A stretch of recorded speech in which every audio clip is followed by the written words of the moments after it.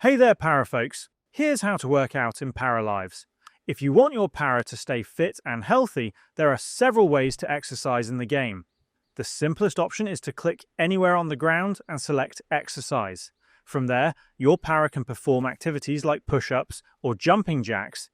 You can also have them go for a jog, which is especially useful if they're already heading somewhere else. If you'd rather have them work out at a proper fitness center, there's also a gym in town.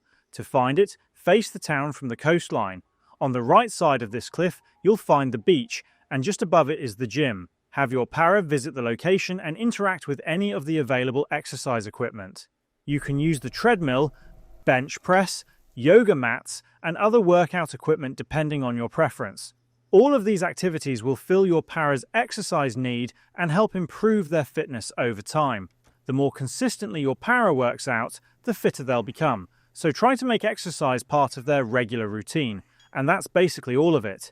If this video helped, please leave a like or comment and subscribe to the channel for more straightforward guides.